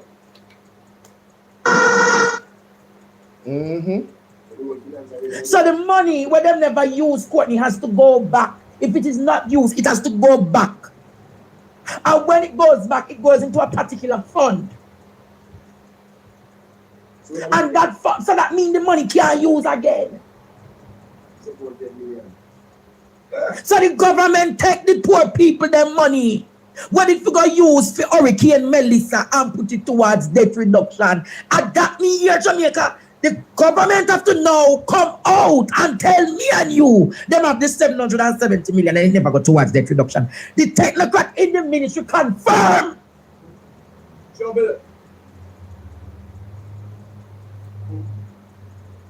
Thief. Thief, Jamaica. Thief. Thief. Thief. Whoa. Wanna rob the poor people, them left, right, and center. Wanna rape them on the gang, ban them, wanna suck them dry, wanna lick them out. Yo, you gotta chill, bro. You gotta chill, bro.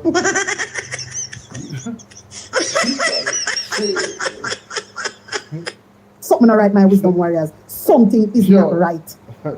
Tell about them. What the hell? Oh my God, no way.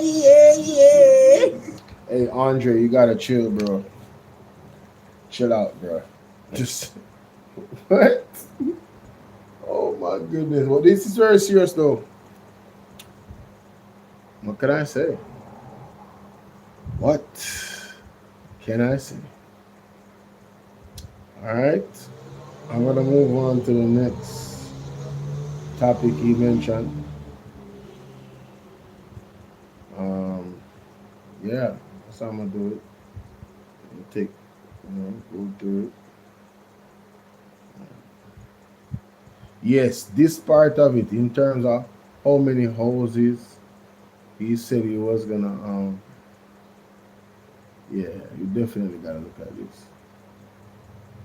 Oh, Jesus. Yeah, I don't want to take all of it. Yeah, take all of this. Yeah, there we go. Let me start. So,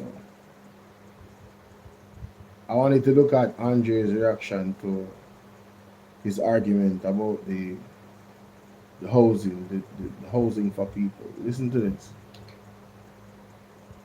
This evening, I kept a distance. That clarification from Prime Minister Dr. Andrew Holness on the appointment of former Commissioner of Police Major General Anderson as CEO of the National Reconstruction and Resilience Authority, NARA. Yeah, his reaction to the NARA. Sorry, the NARA. Not the Roost program, NARA. Yeah. Major Anderson, who is currently... Wrong thing, Ishmael. Wrong thing. Not my fault. Not my fault. Himself is being strategic. That defense from Prime Minister Dr. Andrew Holness this evening amidst public backlash over news that... Yeah, I knew it should have been this. Ishmael, bro. Come on, man. You tricked me, bro. I was like, what? His administration is yet to spend over $1 billion in hurricane relief funds. The Prime Minister also announced that the money will be used to buy prefabricated containers for those left homeless by the storm. He was speaking today at a National Labor Day project in St. Elizabeth. Jamila Maitland reports. The Auditor General come out and said, well, the money's there, but they didn't spend it fast enough. So the context now? The money was stolen. The money's there. Prime Minister Dr. Andrew Holness at the Lewistown Early Childhood Institution in St. Elizabeth, one of the National Labor Day projects. But he also labored on another issue, the $1.4 billion in relief funds donated for victims of Hurricane Melissa. Dr. Holness says the funds will be used to help those left homeless by the hurricane. The government of China has given us some. The Ministry of Housing has purchased some. And I believe it's the Red Cross that is giving us some as well. So we may get up to about 3,000 units, these modular units.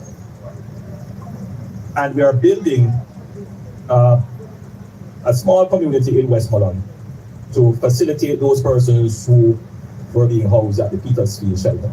2,500 prefabricated container homes will be purchased. He says 900 of them are already in Jamaica, and many beneficiaries have already been selected. In defending his government's management of relief efforts, Dr. Holness outlined the strategy. So the funding that is donated will be used to support the establishment of the bases. Because the people who are going to get them, can they build the base themselves? So isn't that the best use of the money? That it is there, will last them for 10, 15 years, other than to just spend it out and then you don't know where it went. Or what benefit it did. Think, Jamaica, think. But according to the Auditor General's report, there was no expenditure, drafted or otherwise provided, for what the government planned to do with the money. At least none that was provided to the auditing team at the time in February 2026. Dr. Holness now says the audit was done before a decision was made. So when this audit came out, you're not ready to take that decision, but the performance audit, the real-time audit, didn't take the policy directive that was given into account. They just made a statement which you all took. Government wasn't being inefficient. Government was being very strategic and very efficient. The Prime Minister was unable to say when the new homes will be ready, adding that it will take some time. The 2026 Atlantic hurricane season begins in a few days on June 1. Jamila Maitland. You know, the news reporters said that in the best way they could, but it still exposed the Prime Minister. The Prime Minister said the government is being strategic and he's being efficient, but he doesn't know when the houses will be ready. You see, two things cannot be, those three things are not aligned with each other. Being efficient and being strategic align with each other. Not knowing when a timeline for the project to finish, when time is the most important thing that would measure your efficiency and your strategicness, it doesn't work. It doesn't work. Time would be the measurement. The time in which you get it done would be the measurement of efficiency. I'm sure there's like a equation, scientific equation that measures efficiency, and I'm sure time is a part of that equation.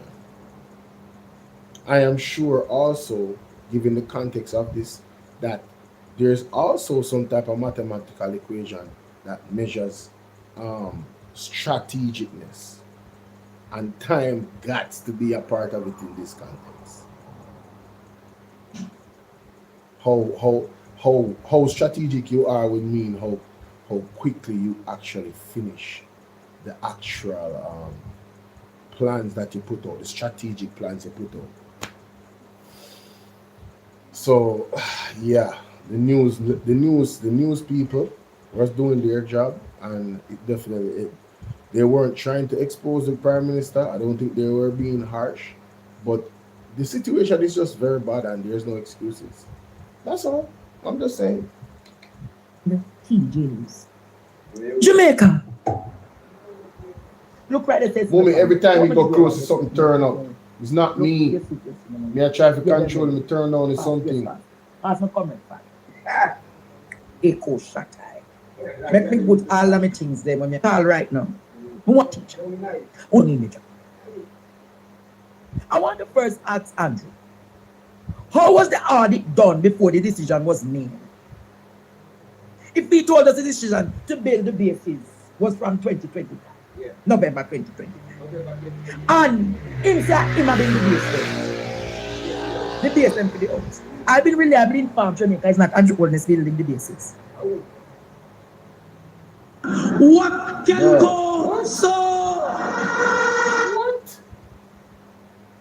It's not Andrew Holness building the bases. Help, meet the other way. We need your divine intervention. We're tired of the labor rights. We're tired of the green people. We are so far. We can't take it no more. We need this. We need it. Help. Help. Jesus Christ of Nazareth. Psalm 46. God is our refuge and strength. Is a liberator. I have the evidence, Jamaica, and I'm going to prove to you who building the base. Only want me go down in further, Jamaica. Yes, sir. I can tell you, Joe is not in building the bases. How much we build one of them bases? They might talk about hundreds of thousands of them. When I do the estimate, to build the house, they want 5.3 cubic house, base plan. And I like the house that we give, you know. The house them smaller than that quote. So let me go down in further.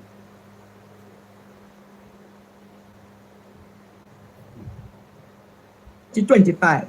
NHT is to procure 5,000 container homes for hurricane relief. Take Oshanda Bastard. I tell you, I'm going to beat them with facts tonight, you know, John. He said the NHT is to provide or to procure 5,000 container homes. He told us Jamaica. This was the 28th of November. You see, the media not fact-checking him, you know. Cliff Hughes and Emily and Dean Jackson not fact-checking him. So I am going to checkmate him tonight, Jamaica. I'm going down there and make them come tomorrow and make Marlon and Apka come and a verbal diarrhea upon the. He told Jamaica he's going to procure 5,000 modular homes. He told Jamaica it will take 90 days, Courtney. 90 days for the modular homes to reach Jamaica. Checkmate. If we are going to go by what he said, Jamaica, the 90 days would have ended in a Courtney. Approximately February 2026. We are now heading into June, Jamaica. Where are the 5,000 modular homes from NHT? When Holness spoke just now, I never heard about NHT. I heard about what? China. I heard about Salvation Army or whatever, Red Cross or whatever. I never hear him say NHT. And it moved from 5,000 to what, Courtney? 2,500. It spelled fine Eli for me, please. It moved from 5,000 to 2,500, man. In Jamaica, from the 2,500, 900 there. Me are going to unite with him tonight, Jamaica. Jamaica, you want me fact check him again, Jamaica? You know when I talk them not like it, you know. Let us go by the facts again, Jamaica. He said when it comes on, hey. Honor in the court, Ismail Eli.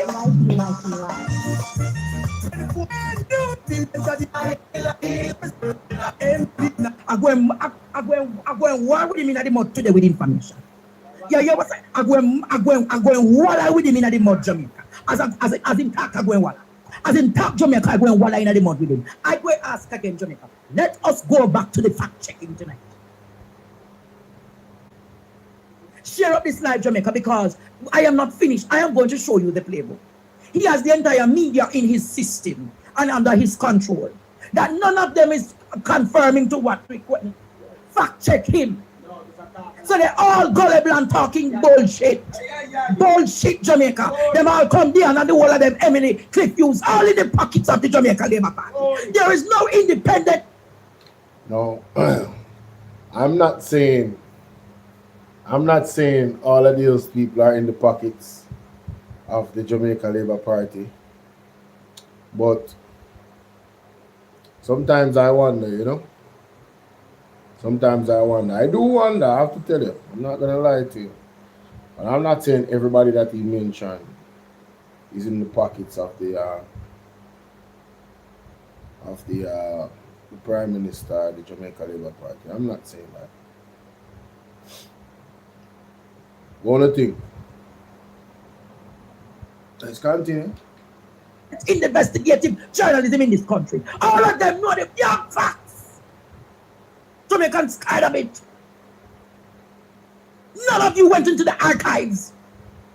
None of you went into the archives and dug up the realities that this man said to us. This man looked at us the 20th of November and said he's procuring. Remember, are you aware that he's the Minister of Housing? Are you aware, Jamaica, that he is the Minister of Housing? I don't think you heard what I said. Are you aware tonight that he is the Minister of Housing? Not just the Prime Minister, he's the Minister of Housing. So all of the lands across Jamaica, that is why he can't acquire the lands themselves, because he knows all of the surveys and the titling, because it comes on his desk. He's the most powerful minister in the government. Are you aware that the Minister of Housing has some rights in this country? I have been reading the Housing Act of late. That is why he has not given anybody the housing portfolio.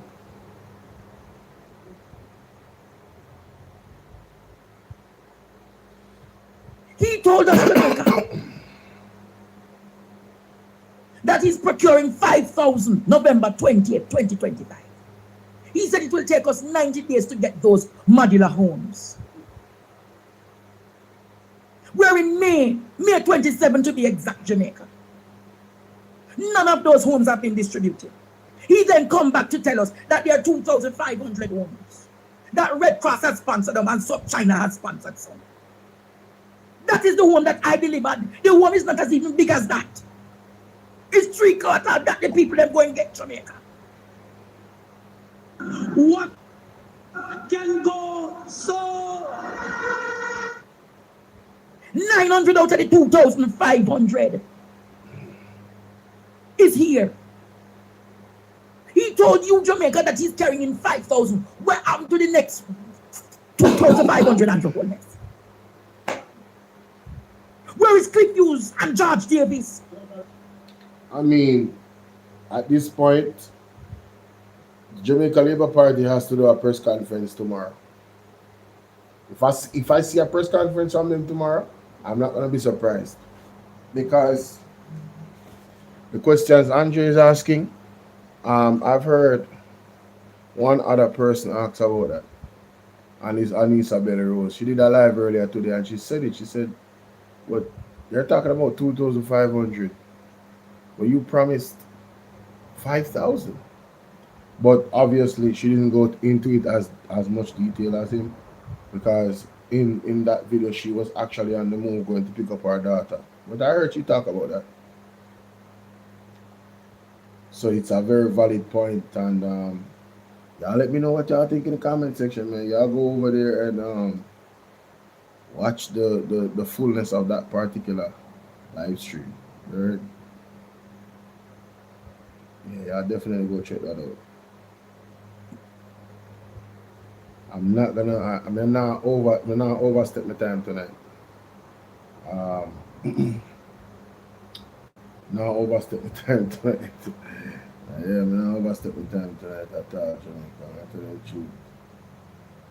I keep it disciplined tonight. I got a lot of work to do. Did I actually listen to enough of this though? I think I'm gonna listen to some more of this before I leave. Colin Bell.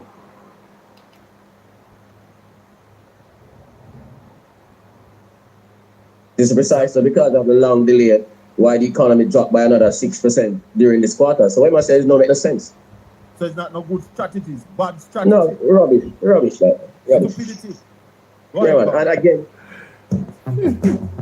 no good strategy, rubbish. I try. It come back to what I said. They don't know about economics because the time value of money, the longer it takes for the something, the more it costs, you know. Especially in this uncertain environment. So I don't see my talk to, I rubbish my talk to. Tell him say if I go back my things, I fool this myself. Petrojam drop everything by 25 cents. Propane down by $2. Everything else down by 25 cents. 25 cents. Yeah, man. So they're holding it rally. They're listening to us and they're holding it. Man. Mm-hmm. Go ahead, Carla. Colin, let me say this. You see, the Prime Minister take everyone out. To the Prime Minister that came to naught because. Yeah, man. Don't say that at every level. Come on. Do better than that. Good evening, Colin. How are you doing? What going on, man? Yeah, man. Good. How are you? No, OB come with the rocket launcher up on that one. I'm not telling no lie. When I listen about that, I have to get this before me. Yo, OB make an excellent point. Yo, listen to this. Listen to what you name Conrad O'Brien. Listen to this. I'm fine, thanks. You know, Colin, believe me, I am drained because today, I think I probably overexert myself. When I learned what took place at the press conference, the announcement of Anthony Anderson return to Hegnara. And I'm saying that this is the zenith of cronyism. You understand? Yes. This should never ever be allowed to stand. Let's track the genesis of this gentleman. He was the head of the JDF.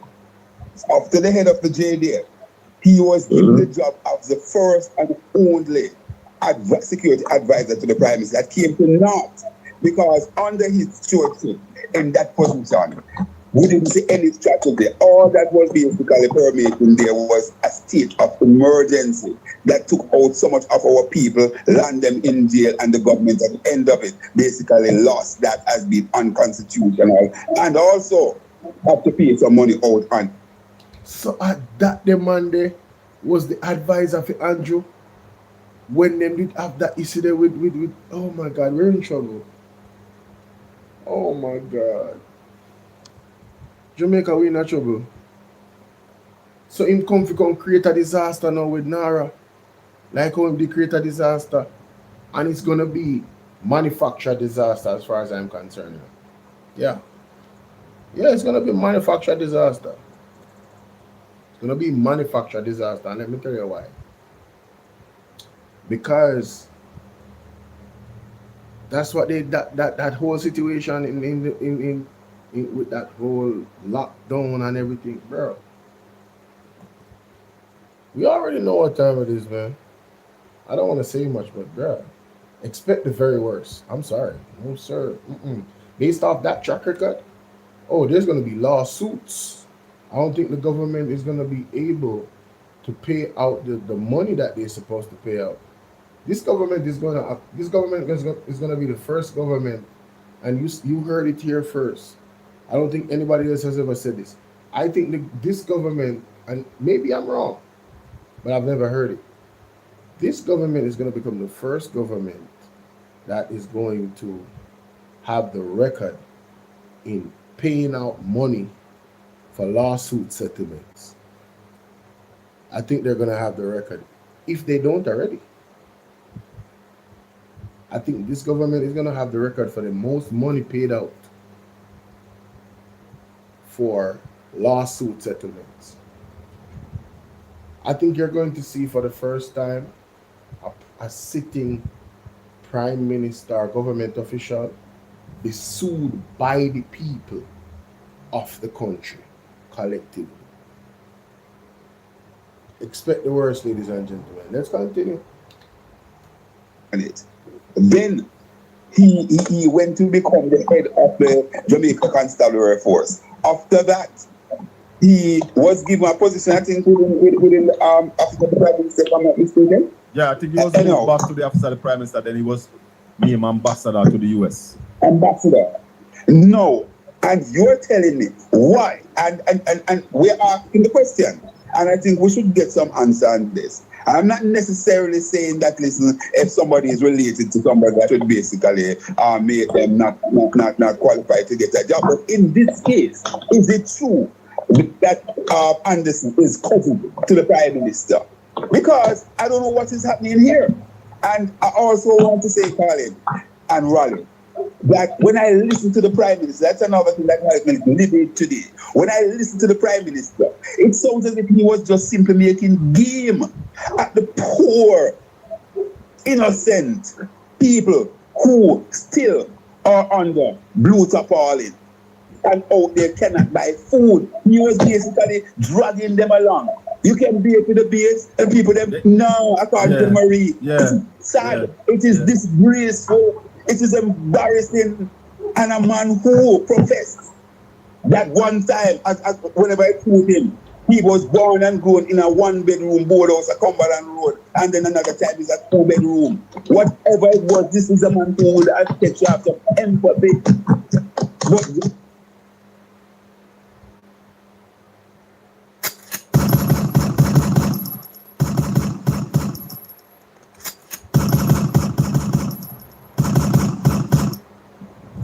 emotional damage.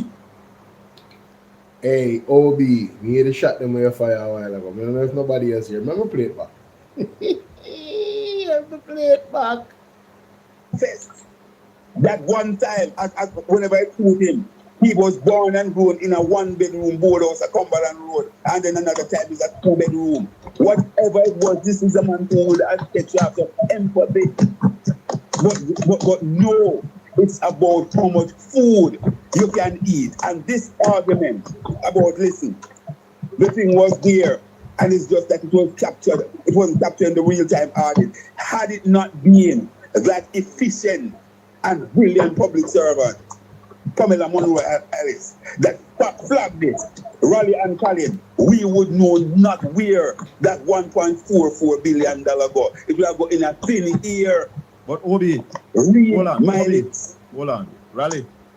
Yeah, man. Are you aware that the solidarity money, $700 million gone back to the council fund? Okay. Out of the $1 billion. Okay, so people have took up 300 million. 200 million, 700 and nearly 70 million. Okay, so only 230 million flowed out. Yeah. Exactly, I think 23%. So they did not do any due diligence to find out how many people out there would be qualified for this money. But you know the next thing we need to find out, Raleigh, the $11.4 billion tax give back. How much of that was taken up? Okay. Yeah, we can find out that from tax administration. Yeah, man, we need to find out how much of that was taken up, that $11.4 billion. Because this government, all they do is bamboozle the people, you know. And anytime you check on the things that they say and the things that they are supposed to do, you realize that it has not been done. Okay. Colin and Raleigh, I know that I'm speaking for all three of us. We know where we are. We know that we are putting ourselves out there and we are batting. We know the danger. We know the danger. We know the criticism that we come under on a daily basis and will continue to come under. But some of us have to stand up and be counting. And if we must die, as the great poet Claude McKay said, let it mean something. I'm paraphrasing here. Yeah. Let it mean something. Yeah, man. It is a damn shame, man. It's a damn shame and disgrace. And you know, Raleigh Colin, all this is particularly egregious that roughly 7 months after Hurricane Melissa, this is happening. Last night, I was elsewhere and somebody said that, listen, you know what is sad? That after Hurricane Beryl and we were going into another hurricane, $134 million was there and nothing was done with that money to push down anything. We going into a hurricane to clean some extra drain, to do this, to do anything. Government, and the owners don't have a heart, nine chest, Papa. Government wicked government we have in Jamaica. But I saw it go, Obi. We're moving along. Thank you. Respect, Joe. Blessings. Oh, man. Big up Obi, man. Yeah, man. Big up Obi, man. I tell her. Obi bringing fire. I read fire, man. And it was necessary because, yo, the man do too much, brother. The man are mocky people even at the press conference, bro. Like, the way him talk. Yo, I can't rate him, man. I don't feel like, I really feel like I'm an alien for sure. Enough people might have said, boy, Bolo, what you talk about? Yo, if Saturday I watch me right now, Saturday don't say me and I have that conversation all the time. Like, Andrew Holness do some things where he just like left me speechless. Like, remember, you know, 2.5 years ago, or so, I came into this political space, right? And you know, really and truly, me a rookie.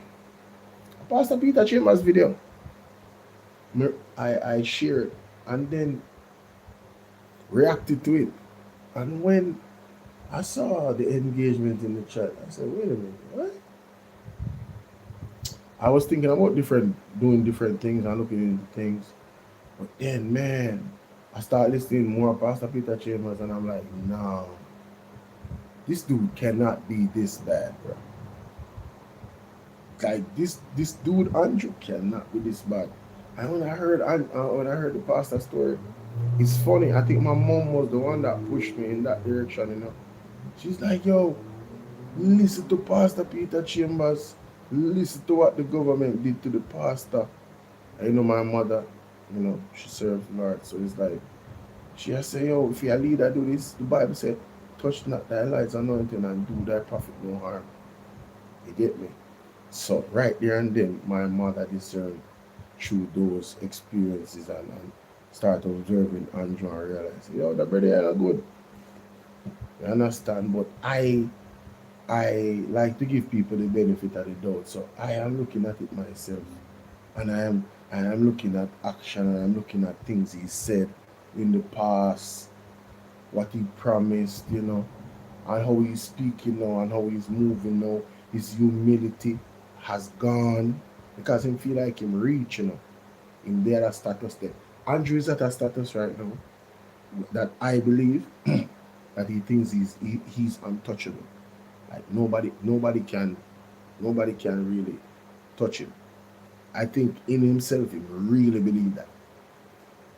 And from time to time he gets wake up calls like what happened to the Venezuelan president. That was a wake up call. You get me? That was a wake up call. But even when Rubio came down here, I was having the conversation with him. If you notice, you know, Andrew was, is either he was pretending to be very cool and collected about whatever, or he's really, you know, he was just really cool and collected about whatever. And was good at hiding his true feelings as to what the discussion was between him and Rubio. Because when he heard him in the press conference, it really seemed like he was in control of the situation, didn't he? But we already know that that's not how it goes. And then months after, we saw what happened with the Cuban doctors. You know, people are still suffering from that. Big up Uncle Sydney on TikTok. He directly is affected by that because he needs eye surgery. Hey, what's up, Lady J? Lady J said, what? The Emperor in new clothes. That like a movie? Big up yourself in a Lady J. Lady J, follow me everyone, but I have to make you a moderator over there. The Emperor wears new clothes. I was like, okay. So yeah, you know. Yeah, man. The Prime Minister is something else, ladies and gentlemen. But let me know what y'all think about that in the comment section, man. Shout out to Obi-Wan Kenobi. Obi the Fireman. Shout out to him. And shout out to each and every one of y'all that came through tonight. Yeah, just check out the videos. I'll be dropping videos as soon as 4 o'clock in the morning. So I'm gonna be, between now and then, I'm gonna be making as much thumbnails as I can to finish all the videos and set them. So I'll get up in the afternoon and boom, we ready. No, I'm not cold, but I'm not warm either. I have the fun on me. I like these, okay? Yeah. When you're a big guy and have the big guy body, you need these thick materials. All those other materials are too thin. They just lay down on your body too much. Yeah, I ain't trying to show nobody, man. You know what I'm saying? Yeah. Anyway, let me know what y'all think in the comment section, man. Let me know what y'all think in the comment section, man. Hey, y'all have a good night, man. I gotta go to my bed. No, I'm not in my living. I gotta go to my bed because my mommy and the chicken is being disturbed by me. And I have to get some work done still, so God bless you. Now, if you want to come over to Bolo TBV, you can come over. I'll be playing some throwback videos for as long as persons are willing to watch. I'm talking to you guys, yes. There's some throwback videos that I have on the platform that a lot of people really missed. So, you know, I've been playing them on Bolo TBV because that's the throwback. That's the throwback. That's the throwback channel. You know, for all the throwback videos. So yeah, that's what I'm gonna do. Make hay while the sun shine. I'm not gonna end the live on Bolo TBV, but you guys, you can come over. All right, Bolo TBV. BOLO TBV. All right, blessings. Thank you for the gift. I don't know who sent me a gift. Maybe that was Faith Keeper. I don't know who sent me a gift. But thank you for the gift. All right, appreciate you. Somebody sent me a gift. Salute. Carl later.